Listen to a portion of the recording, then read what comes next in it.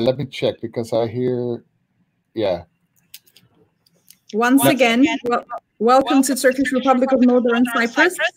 We have hosted you here back in 2016. It's a pleasure to welcome you once again here at Eastern European University. Tonight, our program will be in collaboration with Kuzey Kıbrıs Turkcell Geneche Talks, the leading mobile operator in Turkish Republic of Northern Cyprus. And I would like to thank them because they'll be providing 5 GB Instagram packages to everyone, and everyone who answers a question about this session within 5 minutes after the program. Everyone, if you're watching us, please download it and click on Geneche Kıbrıs Speak channel in order to get this fabulous gifts from Kuzey Kıbrıs Turkcell. How have you been, and how is Netherlands? I would like to ask how Netherlands is, and then I'll introduce you to our audience, and we'll move on to our digital talk. Okay, well, I'm good. We had some hectic months with all my employees working at home, and the RAUWWCC headquarters were closed. But now things are opening up again, and next Monday, the 1st of June, even some bars and terraces will be opening up again. So, yeah, I'm looking forward to the normal life again. Mm-hmm. We've had an extraordinary period within the past 2-3 months, and people were basically on digital every single moment, and it was interesting to observe that. So first of all, I'd like to introduce you. You are one of the your owner and the CEO of one of the leading digital agencies in the Netherlands, RAUWWCC, and I had the pleasure to come and visit you in your social media conference consecutively. So how do you see digital in the coming days? People were stuck at home. Everybody was on mobile. How do you see this communication first, and where is this going? Well, the good thing about the COVID-19 crisis is that companies are forced into their digitalization. So there's, of course, in each country, there's a lot of companies who are actually laggers. They don't really innovate that much, and due to this crisis, they really have to innovate, and they really have to think about how they can do their offerings online. There's even so many companies on Zoom and Google Meet now that they call it a Zoom fatigue, that people are actually tired of all these webcasts, and so I hope that's not going on with the people in Cyprus. Whom are we talking to right now? So. Well, I've heard about the same thing. People are very tired of focusing on several things on Zoom meetings. But I actually saw that these type of software and programs are trending as well. We only knew about Skype, and then it was Zoom, and now we're finding out many more platforms.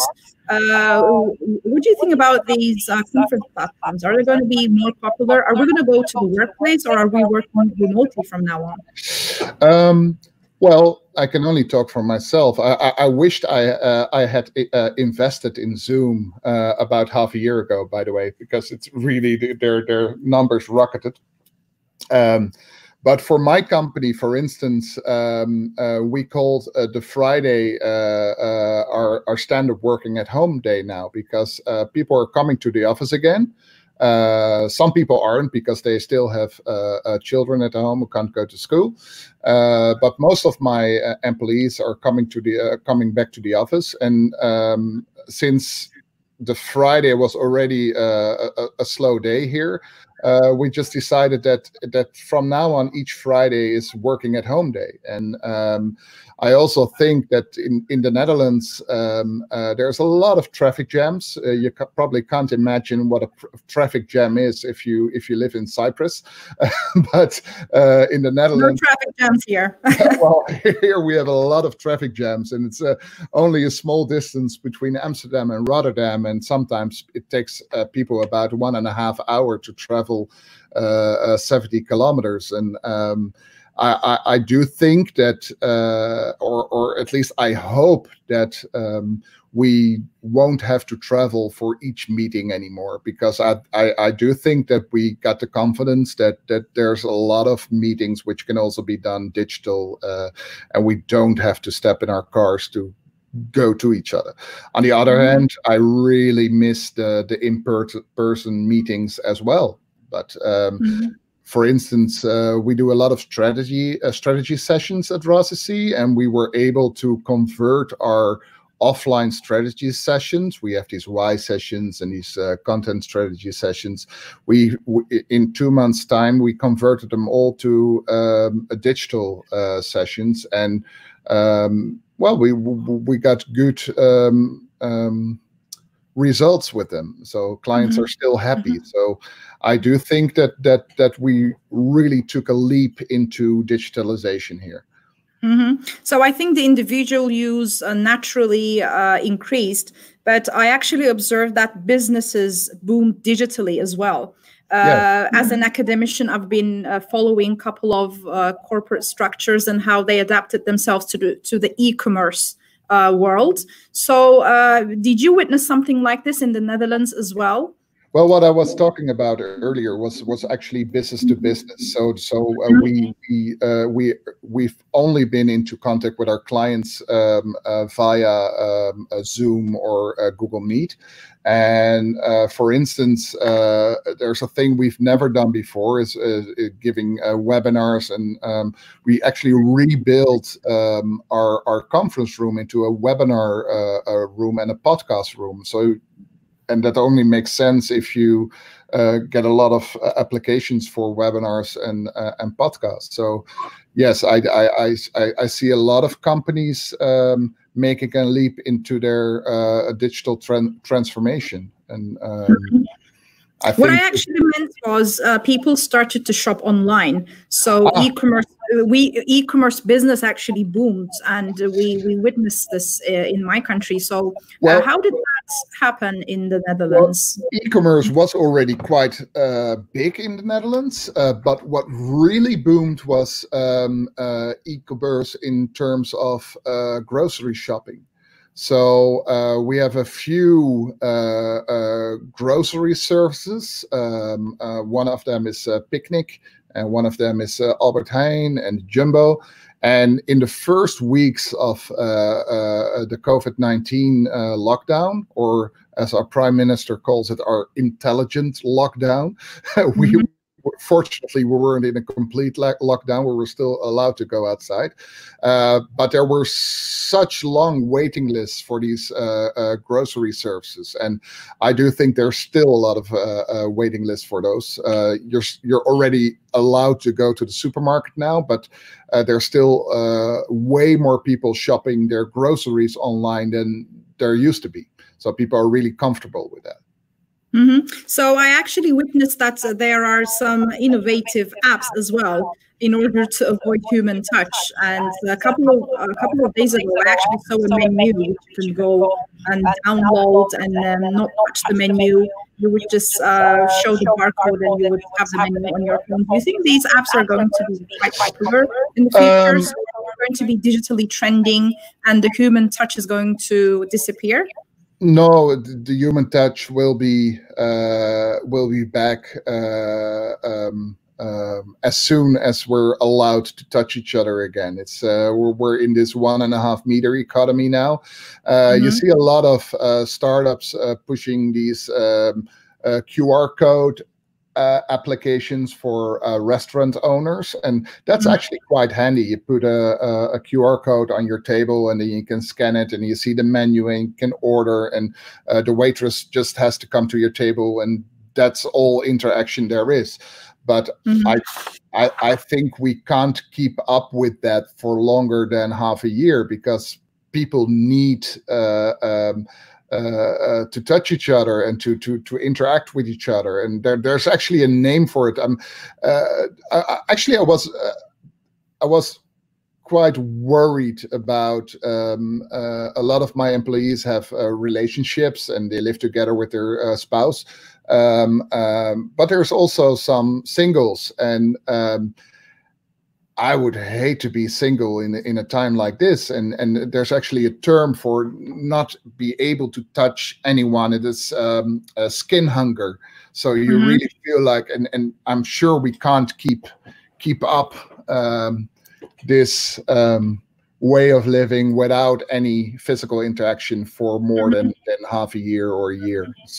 So you think the 2-meter rule is eventually disappearing in the coming days once COVID-19 is over, because we cannot go 100% digital, both in individual life and life. And it all depends on if we get a second wave or not. So in the Netherlands and the rest of the European countries, we're slowly opening up again. And if that goes right or well, I'm thinking that somewhere around October, November, things will be back to normal. We will be in a financial crisis, but people will start doing business again. But if there will be a second wave, then we took 1 step forward and 2 steps back. So right now in the Netherlands, there's well, we're really worried about this second wave coming, because you see all these people going out, and well, it's feeling kind of normal again, and people are hugging each other and going to the park and not keeping the distance, and well, there's a high risk of a second wave of corona, and so I hope we can avoid that. By the way, we have been receiving questions. I will ask a couple of questions to you from our audience, but to remind our audience once again that Ecommerce said we'll be providing 5 GB Instagram packages to everyone who answer a question about this session within 5 minutes after the program. So I'd like to remind everyone to download BIP and click on Ecommerce BIP channel. And we have a question from Ozzy Enver. And the question is, do you prefer working with big brands or small businesses in the Netherlands? Yeah, well, that's quite easy to digital. Yeah, that's quite easy to answer. RAUWWCC is kind of an atypical agency because we mostly work for business-to-business clients and for governmental clients.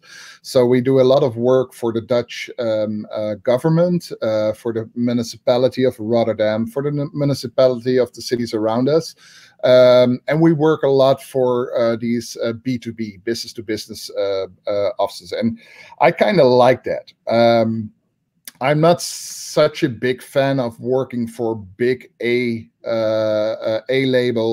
business-to-consumer brands because it's most of the time it's these short-term campaigns, and well, me myself, I like to dive a bit deeper and to have a long-term relationship with my clients and really help them with their social media activation for the long term.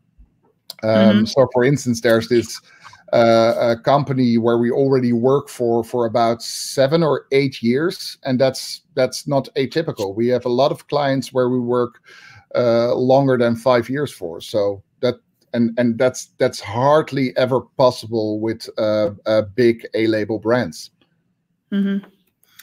So when you work for an agency, you don't really get to pick the style. Sorry, the brand, but then you can have a policy within the agency. Sorry, I didn't get the question. I said you don't really pick brands, but you do have a style and policy to work with brands. Yeah, and actually, the companies and the governmental organizations they choose us. So we have the luxury positions that most of the time clients find us instead that we have to find clients, which is a luxury, I think. Excellent. Speaking of which, I'd like to introduce your innovative projects. Yeah. Olofsson. It was intriguing for all of us to witness such a great project. So you have a virtual Instagram influencer with nearly 15,000 followers. So, and her name is Esther Olofsson, and I think we're going to see her on the screen in a couple of minutes. Can you tell us about her? Who is Esther? Yeah, I can tell you a bit of her backstory. Esther Olofsson, well, her story is real, and she looks real, or actually not really real, because we have this uncanny valley of realism and anime going on in her face. But we wrote this background story on her, that she was born and raised in Malmö in Sweden, and she had a Swedish father and an Israeli mother. And well, her father left her and her mother when she was really young. He moved over to Australia, and she never saw him again. So she has a bit of a hard relationship with men. And her mother runs an architect agency in Malmö, and it's called MOR, which is a Swedish word for mother. It stands for Malmö Office for Redesign. And she's 29 years old, and of course she has way more understanding of social media and PR than her mom has, because her mom is a baby boomer. And she helps her mom with social and PR. And at the agency of her mom, she meets Tom. And Tom is a young architect from the city of Rotterdam, and they fall deeply in love. And she moves to Rotterdam with her boyfriend, Tom. But then living here, yeah, Tom leaves her for his ex-girlfriend, Maud. And now she's all alone in the city of Rotterdam as a stranger, as an immigrant. Sorry, Maarten, may I interrupt? So this is, just to repeat to our audience, she is a virtual influencer. She's not real, but she has a story. So yes.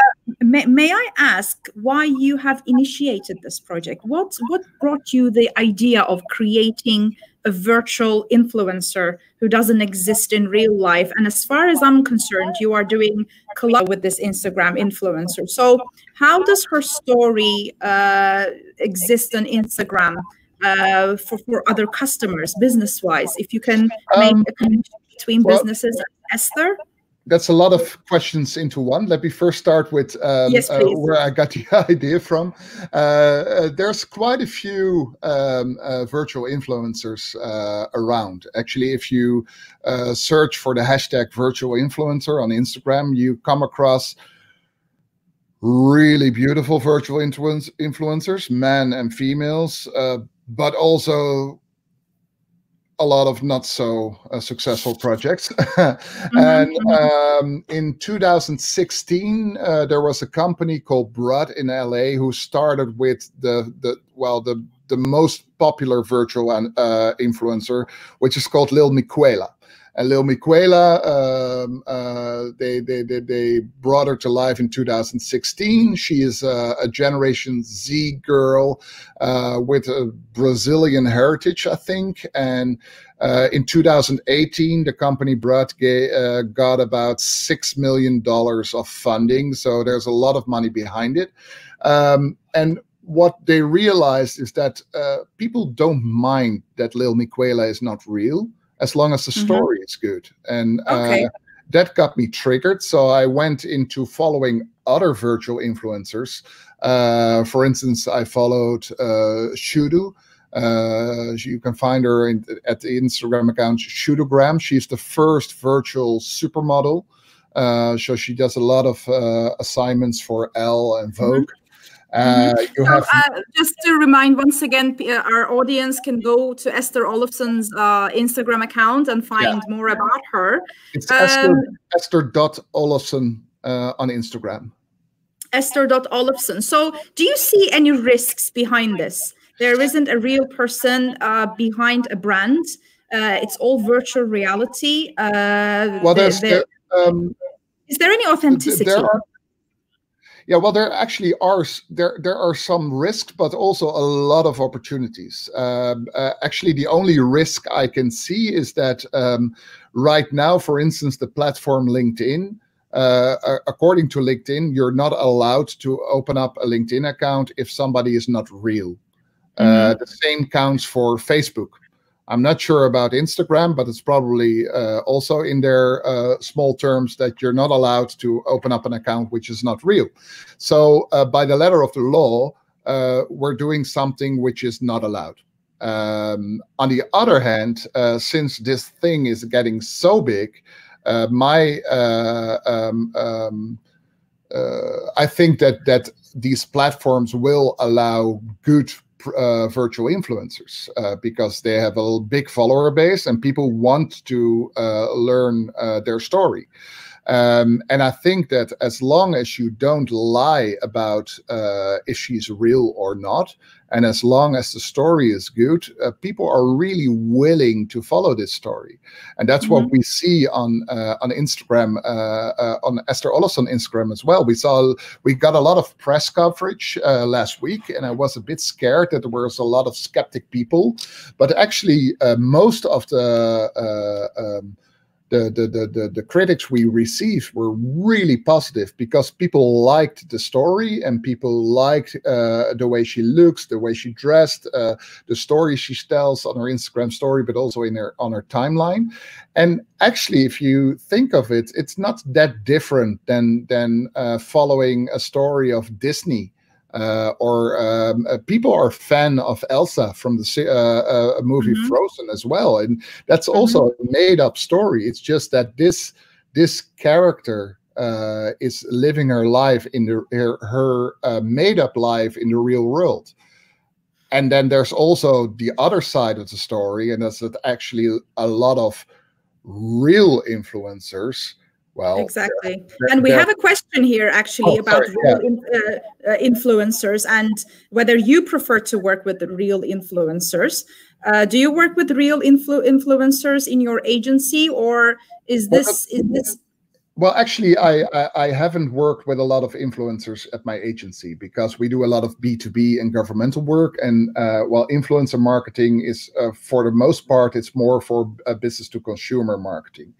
But here's the real reason why we developed Esther Olofsson, because for us, it's just a playground. We use Esther Olofsson to learn how to create a made-up story and a made-up personality. My master plan is to make virtual ambassadors for corporates.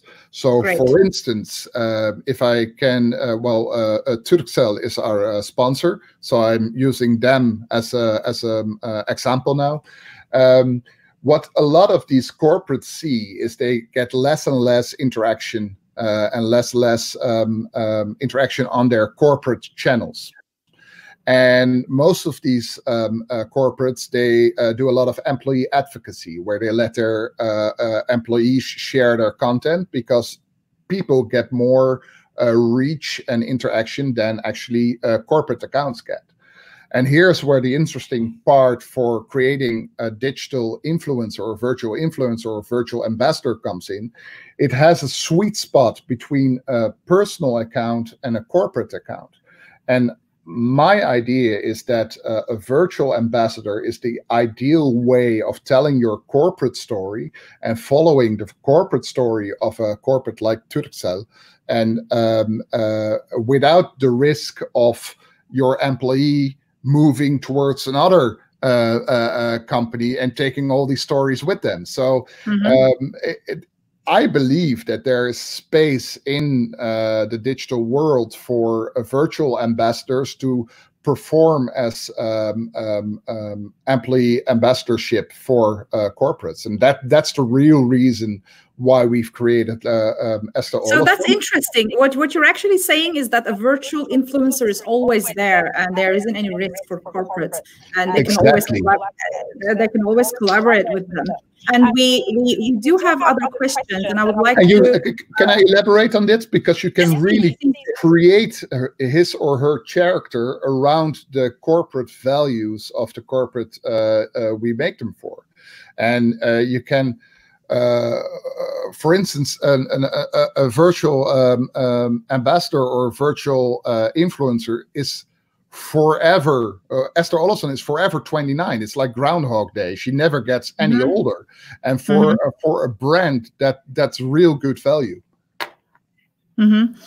Just to remind that we are live on Instagram and on Facebook, so we are expecting your questions from Instagram and on Facebook, and we have some comments from people who wish to see you in Turkish Republic of Northern Cyprus, and we might welcome you once again. Oh, that would be nice if we're allowed to fly again. Yes. So my question is, what about the technology behind this? We have virtual influencers. Naturally, you have lots of technological work behind this. Is it artificial intelligence? Is it robotic coding? Which area do you dwell on when you create these kind of virtual influencers? Okay, so there's several ways to create a virtual influencer. We chose to use a real model, and we created a CGI model of our perfect looking Esther Olofsson. We also A/B tested the way she looked. So we really researched what's the best look for Esther Olofsson. So she has a bit of a round face because people like round faces. If the first version of Esther Olofsson had sharp cheekbones, and people were not, they found it beautiful, but not that likable. And we were looking for a real likable character. She has some imperfections in her face. So she has a few birthmarks. She has two colored eyes. She's quite a big nose, but it gives her a very likable face. So we've created her body and face in a 3D program, Cinema 4D.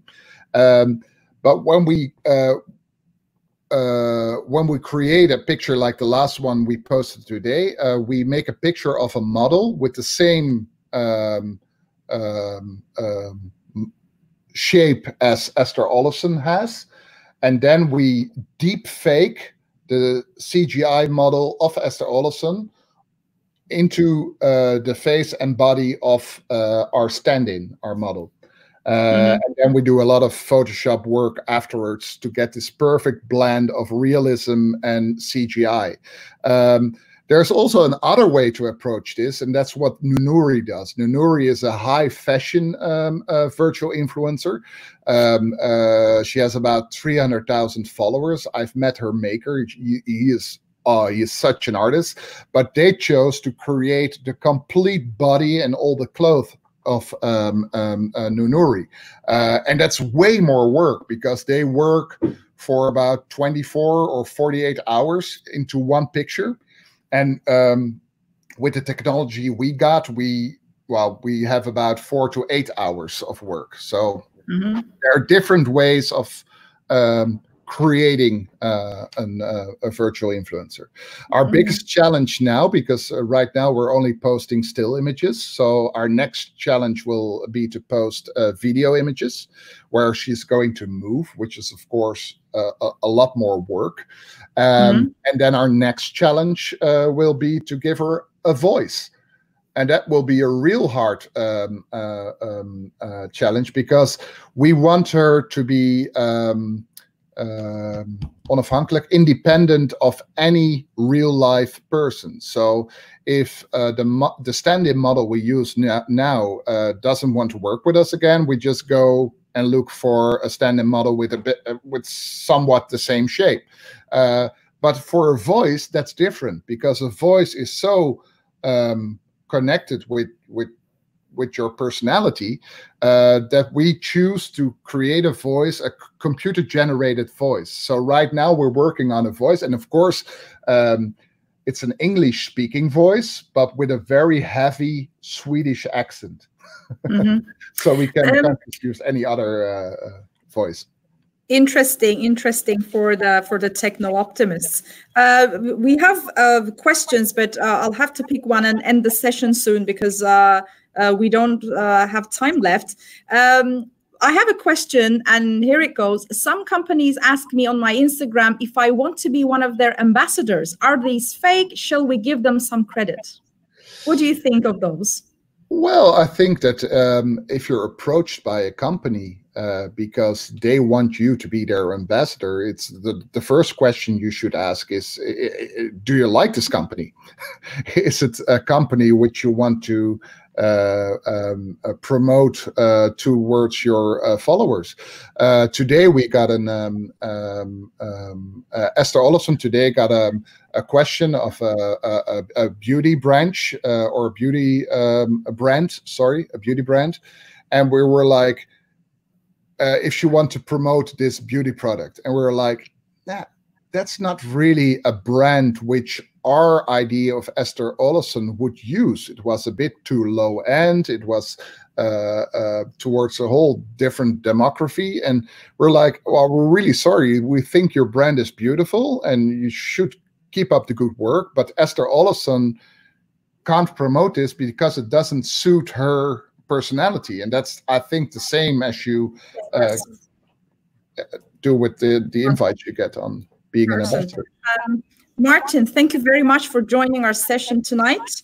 And one last reminder, because Ecommerce Turkcell is providing 5 GB Instagram packages to everyone who answer a question about this session within 5 minutes after the program.